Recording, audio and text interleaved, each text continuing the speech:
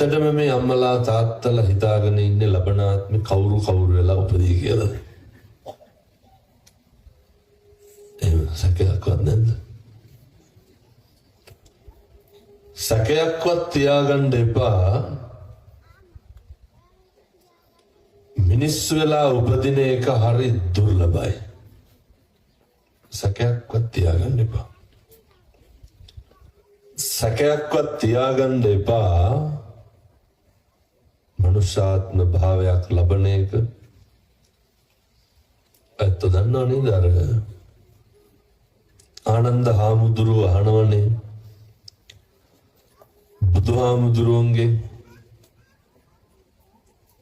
බුදුහාමුදුරුවනේ මිනිස්සු වෙලා උපදින එක ගැන තේරෙන විදිහට බණ ටිකක් කියන්න කියනවා. බුදුහාමුදුරුව මොකද කරන්නේ?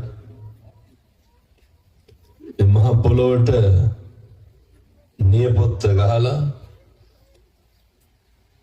වැලි ටිකක් අරගෙන ඔය ටික පෙන්නලා ආනන්ද හාමුදුරුවන්ගෙන් අහනවා, ආනන්ද වැඩිපුරම වැලි තියෙන්නේ නියපොත්තේද මහ පොළොවේද? කොහෙද තියෙන්නේ? මහ පොළොවේ වැලි තියෙන්නේ. මහ පොළොවට වැලි ටිකක් ගහලා නියපොත්ත ගත්තාම නියපොත්තේ රැඳෙන්නේ කොච්චරක්ද? ඒ වගේ ප්‍රමාණයක් තමයි පින්නතුනි මිනිස්සු වෙලා උපදින්නේ. ඒ කියන්නේ බොහොම ටිකයි. මේක හරි දුර්ලභයි පින්නතුනි.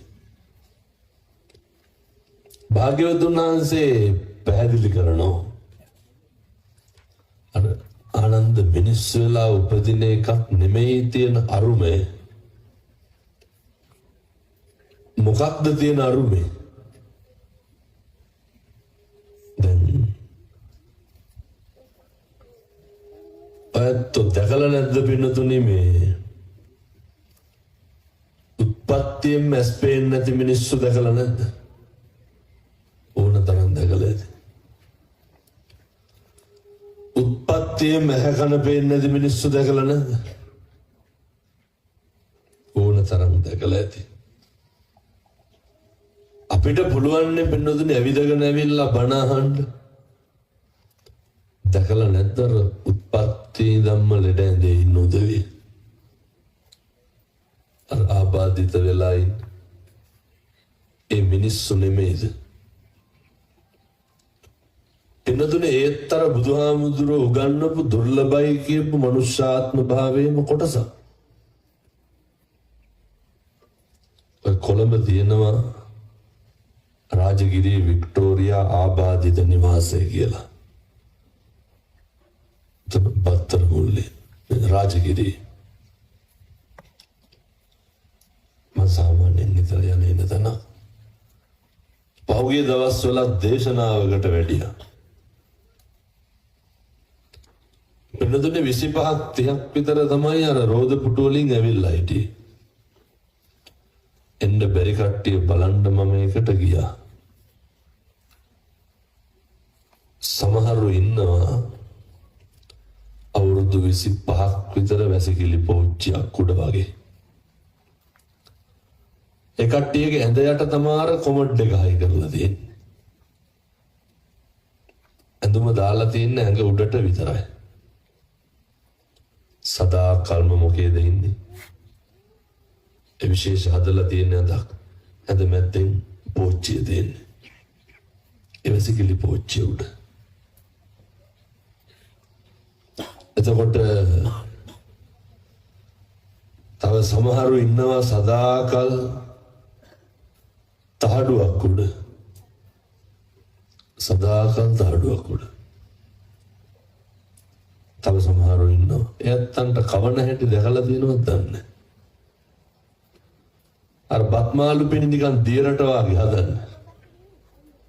හදලා ඇයි බින්නද ඔළුව තියෙන්නේ පිටට හේතු වෙන්නනේ. කට තියෙන්නේ පිට බෙල්ල අනිත් පැත්තට හැරිලා. අර කටට හලාගෙන යනවා. එයත් කවදාවත් පන්සලකට ගිහිල්ලා නැහැ. කටක් කරලා කවදාවත් පන්සිල් ගන්න බෑ. දැන් කියමු බලන්න අපිට තියෙන අඩුපාඩුව.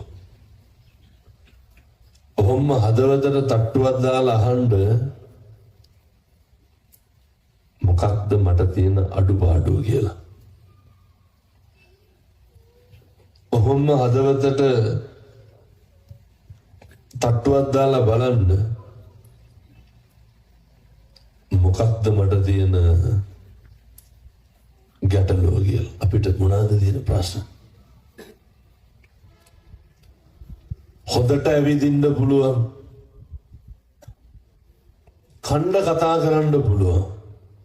දෙම්මට කියන්න මේ මනුෂ්‍ය ආත්ම භාවයෙන් හොඳට තියෙන ආත්ම භාවයෙන් අපිට කියලා කරගත්ත වැඩක් කියන්න බලන්න. මිනිසත් භවයෙන් ගත්ත ප්‍රයෝජනයක් කියමු බලන්න. අඩුම පන්සිල්වත් රකින්න පුළුවන් වුණාද? මේ කල්ප ගානකින් පින්නතුනේ මේ මිනිස්සු වෙලා ඉපදිලා ඉන්නේ. බුදුහාමුදුරුවෝ ගන්නන ආනන්ද හාමුදුරුවන්ට ආනන්ද මිනිස්සු වෙලා උපදින එක නෙමෙයි තියෙන අරුමේ තමයි පින්නතුනේ මිනිස්සු වෙලා ඉපදිලා ඉඳලා නවත මනුෂ්‍යාත්ම භාවයක් ලබන එක. හිතන්නවත් එපාලු. අතිශය දුර්ලභයි. සංසාරේ කල්ප ගානක් දුක් විඳිනවා මේ මිනිස්සු වෙලා උපදින්න. මේ පින්නතුන්ට හිතෙන්නේ නැද්ද ඔය ඇත්තෝ හරි පින්වන්තයි කියලා? මේ පින්නතුන් හරි භාග්‍යවන්තයි. හේතුව ආපු ව්‍යසන කීයකින් නම් අපි බේරිලා ඉන්නවද? ඇයි තවදුරටත් ඔය අතපය හතර හොඳට වැඩ කරන්න? පින්නතුනේ දැක්කද ඊයේ පෙරේදා පොඩි එකා වඩාගෙන ඉන්නකොට තාත්තට නිින්ද ගිහිල්ලා අතෑරලා වැටිලා මරුණානේ. මං කියන්නේ මරනවා නම් එහෙමත් පුළුවන්.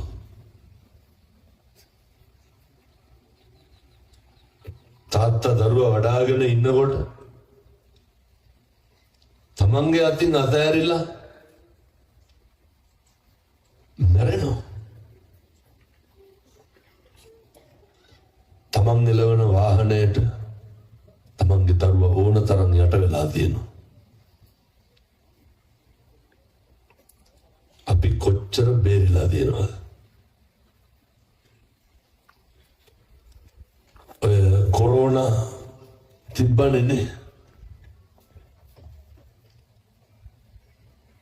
එතකොට කෝටිපති සල්ලිකාරයෝ මැරුණේ නැද්ද? හොඳ සල්ලිකාරයෝ මැරුණා.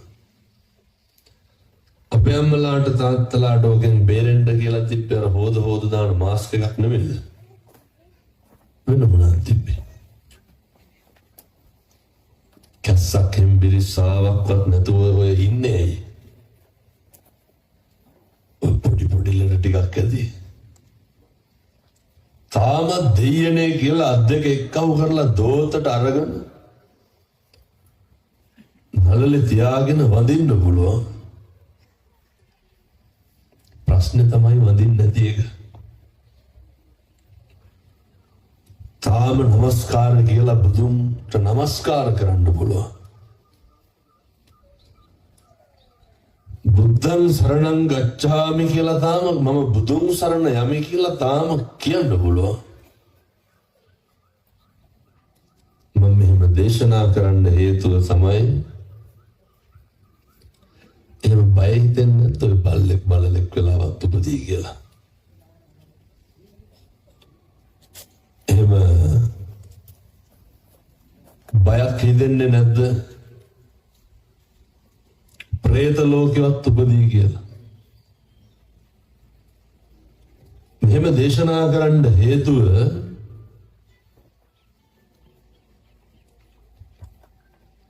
එක වචනයෙන් පින්නතුනි මේ ආත්මය යට ගිහිල්ලා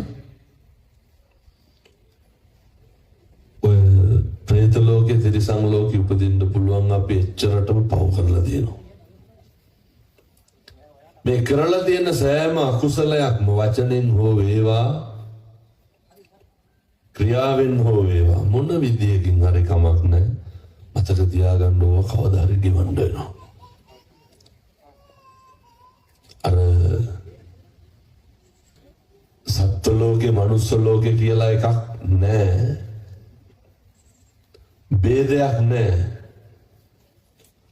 අපි මේ සිද්ධ කරන පින්නතුනි මනුස්ස ලෝකයේ තියෙන විශේෂත්වය තමයි අර අකුසල් නොකර ඉන්න පුළුවන් තේරුම් අරගෙන. සත්ත්ව ලෝකෙ එහෙම පුළුවන්. දැන් මෙතන බල්ලෝ දෙන්නේ කියලා දැම්මොත් එහෙම දැක්ක ගමන් කන්න බයින්නේ නැද්ද? සත්ත්ව ලෝකයේ ඇස් දෙකට එන සෑම සිදුවිල්ලක්ම පාලනයෙන් තොරයි. මනුස්ස ලෝකේ අපේ ඇහෙන් දැකලා ඇති වෙන සෑම සිතුවිල්ලක්ම අපිට පාලනය කරන්න පුළුවන්. ඒ වුණාට සමහරු සත්තු වගේ හැදෙනවා. මම මේ පින්නතුන්ට බොහොම කරුණාවෙන් දේශනා කරන්නේ.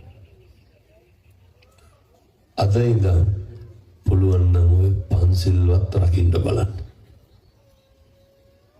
ඒ සංසාරේ කවදානම් පන්සිල් රකින්නද ආයේ? කල්ප ගානක් යනකම් පින්නතුනේ අය මනුස්ස ලෝකේ ආත්ම භාවයේ උපදින එකක් නෑ. කල්ප ගානක් යනකම් මේ කරපු අකුසල් ගෙවන එක තමයි වෙන්නේ. එනිසා ඔය ඔබේ විශ්වවිද්‍යාලේ තරුණ යෝගයක් යනවා පින්නතුනේ. ඔකේනෝ සත්තු පවා ගෙවන්නේ සංසාරේ අර දැකලා තියෙනවද කංකුණු වෙච්ච බල්ලෝ ගෙවල් අස්සරින් ගන්නවා. අනේ ඕජාව ගලගලා යන්නේ. නිකමටවත් හිතලා නැද්ද අපිටත් ඔහොම වෙයි කියලා? ඕන තරම් වෙන්න පුළුවන්. එක ගල්තලාවක යනකොට එන්නතුනේ ගල්තලාවෙන් උඩට අන්තට්ටුවක් මතුවලා තියෙනවා. බලනකොට ගල් කුහරේ මොකක්ද හිර වෙලා තියෙන්නේ? අර ගෝණෙක් වැටිලා ගල් කුහරේ ඇතුළට. මේ ගෝණ සෑහෙන් ඩොට්ටු වෙලා තියෙනවා අර ගල් කුහරෙන් ගොඩ එන්න. ඔට්ටු වෙන්න ඇති, කකුල් ගල් වල වදින්න ඇති, තුවාල වෙන්න ඇති, හෙම්බත් වෙන්න ඇති, අවුවට ක්ලාන්ත වෙන්න ඇති, තිබහෙන්න ඇති, බඩගිනි වෙන්න ඇති. අවසානයේ මරණකම්ම මොකද වුනේ? අර ගල් කුහර ඉර වෙලා හිටියා. ඒ වගේ කොච්චරනම් කට්ටිය ඉන්නවද? පින්නතුනේ ඔය අපේ ගංගේවල් වලත් ඉන්නව නේද බටයක් එහෙම ගහගෙන. කොච්චර තිබ්බත් කන්න බොන්න විදියක් නැහැනේ. මොකද අපිට ඔක වෙන්නේ නැද්ද? මේ අපිට වෙන්න තියෙන දේ මේ බොහෝ දේවල් සිද්ධ වෙන්නේ අපි සංසාරේ කරලා තියෙන කුසල අකුසල වචනකින්වත් එකදු පාපයක්වත් කරගන්න එපා. උදාහරණයක් විදිහට අපේ අතින් නිරන්තරයෙන් සිද්ධ වෙන පාපයක් තමයි අපේ ඔය වචනේ පරිස්සම් නැතිකම. මන්නම් දේශනා කරන්න පිණුතුනි කිසි කෙනෙකුට කුණුහරුපෙන්වත් බනින්න එපා කියලා. හේතුව පව් පිරෙන්නේ කාටද? ඒ අකුසලයේ අපි භුක්ති විඳින්න දෙපැයි. කිසි කෙනෙකුට තෝ කියලාවත් කියන්න එපා. ගෙවල් වල කතා කරන්නම කුණුහරුපෙන්නේ නේ. දැන් ඔය අපේ තාත්තලා කල්පනා කරන්න මේ වෙනකොට කුණුහරුප කීයක් විතර කියලා දෙනවා?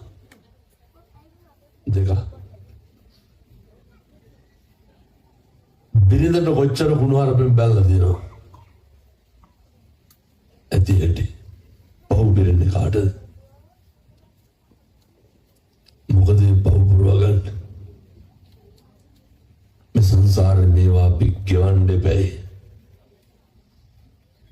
බුදුරු ගන්නන්නේ वाचाय संवरो साधु वचने संवरकम තියෙන්න ඕනේ. අද ඉඳන් කුණුහරුපයක්වත් කියන්න නැතුව ඉන්න බලන්න. බැරිද ඔහොම ඉන්න? අද ඉඳන් කිසි කෙනෙකුට පුළුවන් නම් තෝවත් නොකිය ඉන්න බලන්න. මම කියනවට සතියක් දෙකක් කොහොම ඉන්නකො කොච්චර සනසීමක් ඇති වෙනවද? මේ කාරණේ තුල අම්මටයි තාත්තටයි ලොකු වගකීමක් තියෙනවා. බුදුහාමුදුරු අම්මයි තාත් අපේ දෙමව්පියෝ මේව හොඳට අහගන්න ඕන හොඳේ. ඒ අතරතුර ඉතින් තාත්තලාට ලොකු වගකීමක් පැවරෙනවා පින්නතුනේ. බුද්ධෝවිය මාතා බුද්ධෝවිය පිතා. අම්මා තාත්තා ගැන බුදුහාමුදුරුවෝ තිබ්බේ මහ පුදුම විදිහේ ඉහළකින් පුදුම විදිහේ උඩකින් බුදුන්ට සමාන කරා. එනිසා අම්මගේ තාත්තගේ මේ පදවි දෙක පිය පදවියයි මව් පදවියයි හරි උසස් තැනක තියාගන්න ඕනේ. මම මෙහෙම දේශනා කරන්න හේතුව තමයි අපේ තරුණ දරුවෝ මෙතන ඉන්නවා, මහත්තුරු ඉන්නවා. බොහෝ වෙලාවට අපිට මග ඇරෙන්න දෙන්නේ තමයි පුතේ අම්මයි තාත්තයි. මෙතන ඉන්න අම්මලයි තාත්තලයි දරුවෝ මේක ඉතින් හොඳට මතක තියාගන්න. මම මේ කියන්නේ දෙමව්පියෝ ඉන්න දරුවන්ට ජීවිතේ එක දවසක්වත් දැන් මේ තාත්තලා නෙමේ තේවතු වල කොච්චර නැහෙනවද?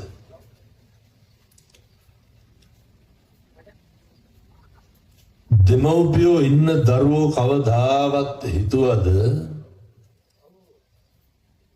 මේ වහින්න ගත්තාම වහිනවා ඉවරෙකුත් නැහැ. සීතලේ පින්නේ මීදුම ඉවරෙකුත් නැහැ.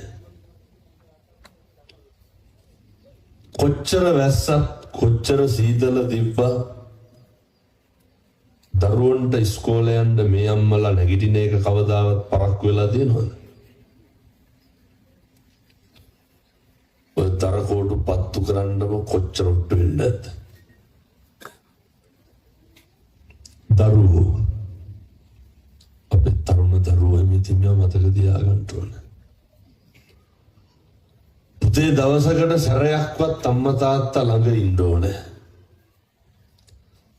තාත්තලා වැඩ ඇරිලා ආපුවාම මේ පැතුල කසිප්පු තියනවද නැහැ? මොනවද බොන්නේ එතකොට? මොනවනේ මොනාරි. කෙලලා එනවනම් කරන්න අමාරු මේක හොඳ. කෙලලා කියන්නේ බීලා එනවනම්. ඔය බොණ්ඩත් එපා. සල්ලි තිබිලා බොනව නෙමෙයි නෝ. සල්ලි තිබිලා බොනව නම් කමක් නැහැ. හම්බ කරන තුට්ටු දෙකින් බොන්නේ. අයි මස් කිලෝ එකක් ගේන්න මතක් වෙන්නේ නැහැ. කකලු ජරහන්තරක්කු කාලත් තමයි ගන්න හද. එහෙම වෙන්න එපා. ඔය දරුවෝ අපේ දුවලා පුතාලා තාත්තලා හැන්දෑවේ වැඩ ඇරිලා ආපුවාම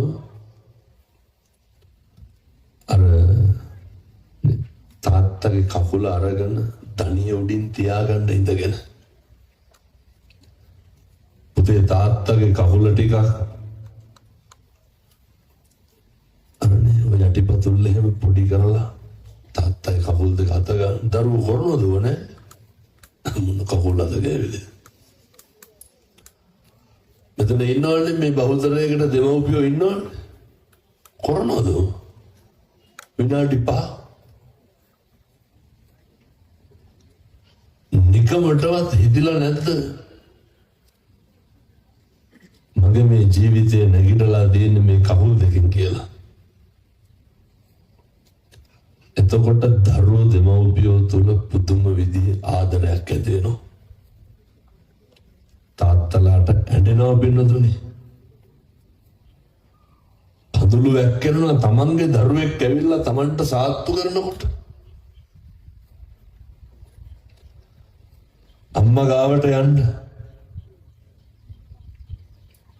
එක දවසක් හරි මම මේ අහන්නේ දෙමව්පියෝ ඉන්න දරුවෝගෙන් මොකද කාද බැන්දද කියන එක නෙමෙයි පොඩි කාගේ ඉඳන් ඕනම කෙනෙක් ඔය කවදාවත් අම්මගේ අත් දෙක පිටි කළා තියෙනවද සිද්ධාලේ ටිකක්වත් ගාලා අත් දෙක දිහා බලාගෙන ඉන්නකොට හිතලා නැද්ද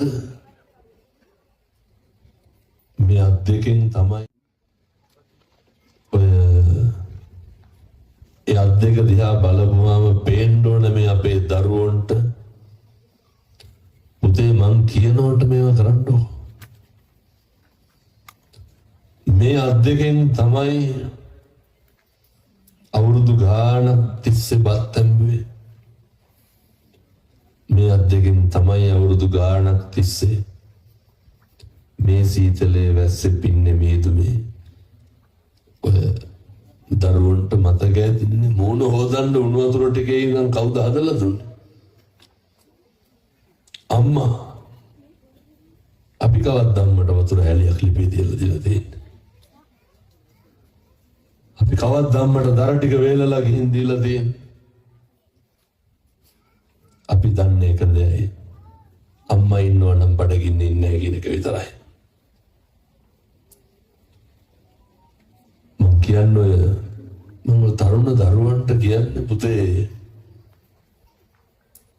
සිගරට් එකක්වත් බොන්න එපා හේතුව අපෙන් කෙරෙන්න තියෙන යුතුයකම් ටික තව නොකරේ තියෙනවා එහෙමමයි ලොකු ප්‍රශ්නයක් තියෙනවා ගෙවල් දොරවල් වල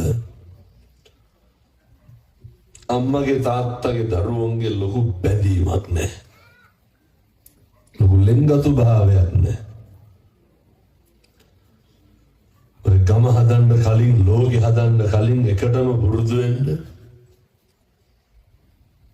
ගෙදර අම්මයි තාත්තයි දරුවෝයි එකට එක සාලේ බත් කන්න කනවද එහෙම නැහැ අම්මයි තාත්තයි දරුවෝයි මේ කට්ටිය එකට බත් කන්න ඕනේ එක සාලේ බත් කන්න ඕනේ ඔය අම්මයි තාත්තයි දරුවෝයි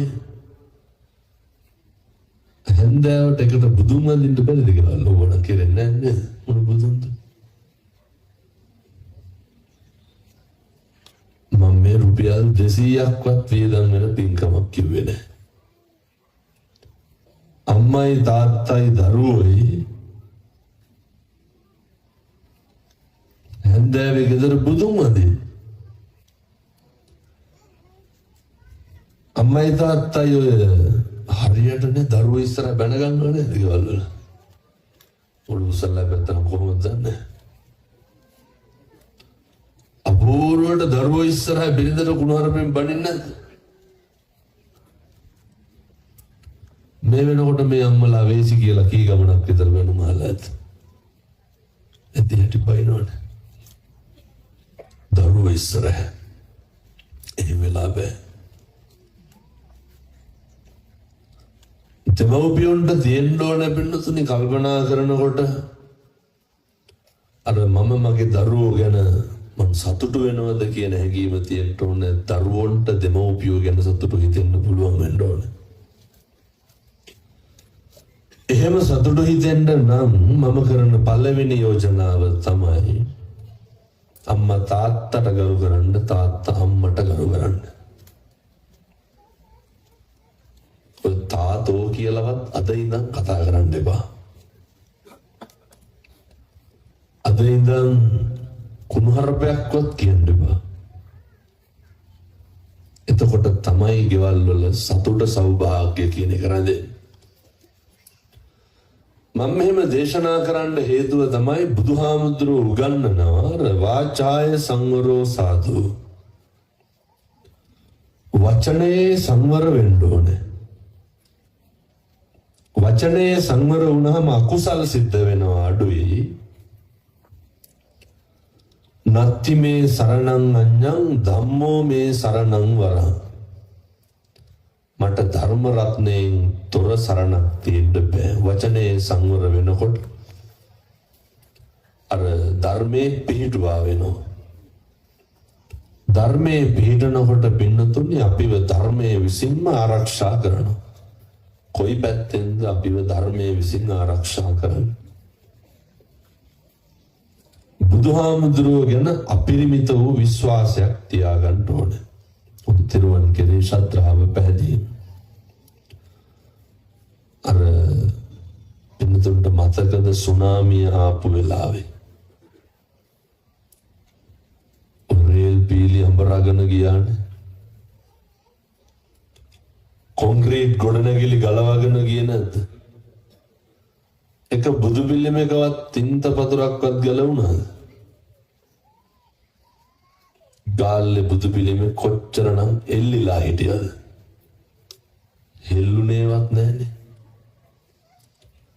එහෙම තමයි ස්වභාව ධර්මයේ බුදුහාමුදුරුවන්ට ගරු කරන විදිය. අපි අර බුදුහාමුදුරුවන්ට ටිකක් ගරු කරන විදිය මදි වගේ කියලා හිතෙන්නේ නැද්ද? බුදුහාමුදුරුවන්ට ගරු කරන්න නම් උන්වහන්සේ දිහා බලන්න නම් අපි ධර්මානුකූලව ජීවත් වෙන්න ඕනේ. ඒ විදිහට හැසිරෙන්න ඕනේ.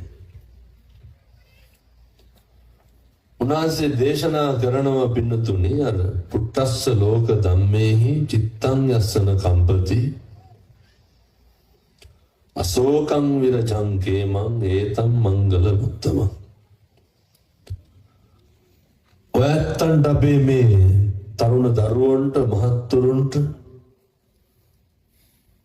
කනගාටුව පශ්චාත්තාපය දුක මේ පෞල් පසුබිම් තුළ ජීවත් වෙනකොට ඇති වෙනවා. පොඩි ප්‍රශ්නයක් අහන්න දැන් මේ අම්මලාට තාත්තා බණ අහන ගමන් ඔය සියලු දෙනා මේක කල්පනා කරන්න ඕන. ඔයත්තන්ගේ ගෙදර වැඩිපුරම කේන්තියන්නේ කාටද? අනික බණ අහන ගමන් හිතන්න බෑ. අපේ ගෙදර වැඩිපුරම කේන්තියන්නේ කාටද? ඒ තමයි අංකේගේ මොඩයා. කේන්තිය කියලා කියන්නේ මොකද්ද? ප්‍රඥාවන්ත කටයුත්තද? ඒක මොඩකම. ඒ කේන්තිය මොඩකමක් කියන්නේ? සමහරව ඉන්නවා කියනවා හාමුදුරුවනේ නිදාගත්තාම ඇහැරවන්නත් බයයි. දැන් ඔය කාටද දැන් ෆෝන් වලට කෝල් එනවා. කෝල් එනකොට කේන්ති යන්නේ ෆෝන් එකේ අයිතිකාරයාටද වටපිටාවේ මිනිස්සුන්ට? ෆෝන් එකේ අයිතිකාරයාට යකුණා කියනවා කවදාවත් නෑ. සේරම චච්චොක් ගාලා පැත්ත බලන්නේ නැද්ද?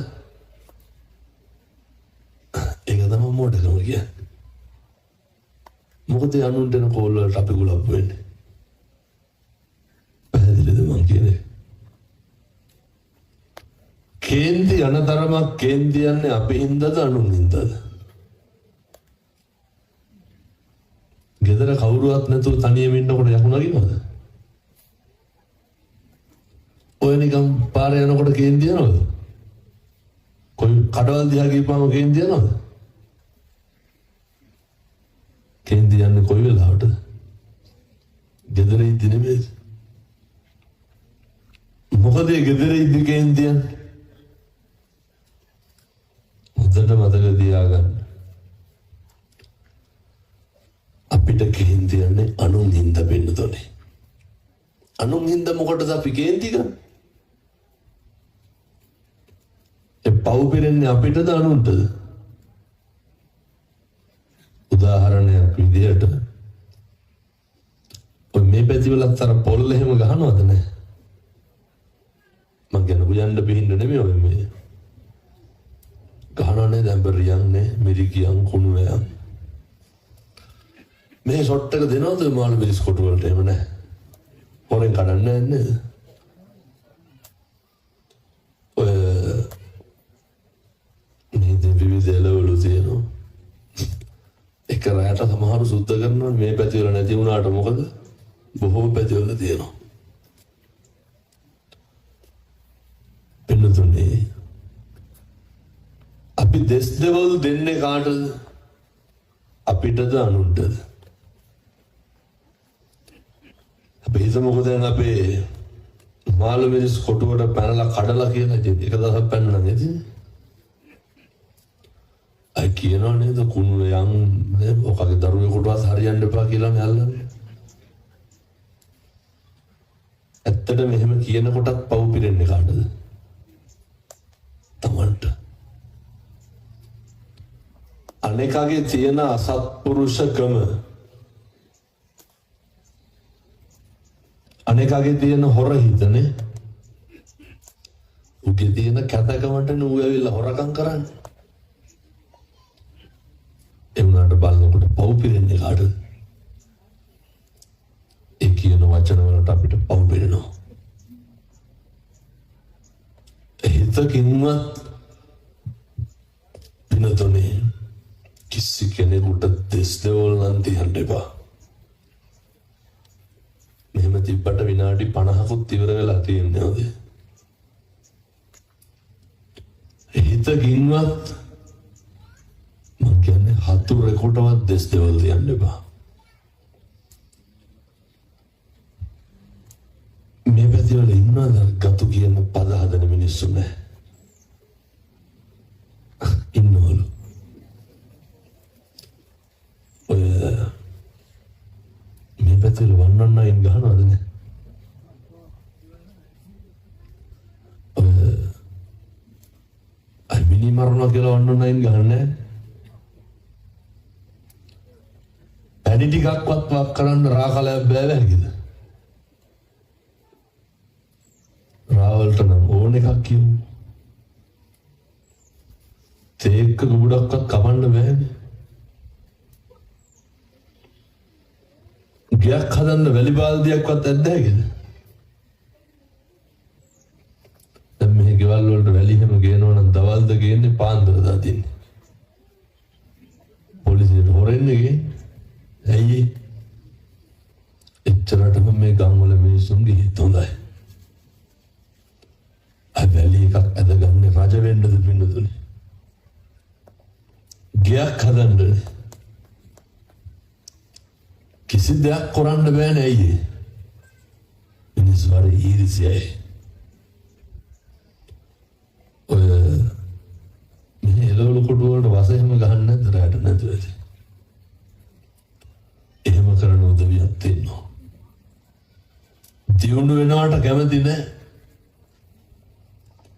හරියනවට කැමති නැහැ. එහෙනම් යෝජනා කරනවා කිසි කෙනෙකුගේ දේවල් වලට වෛර කරන්න, ඊර්ෂ්‍යා කරන්න එපා. කාට හරි හරියනවා දැක්කහම සතුටු වෙන්න බලන්න.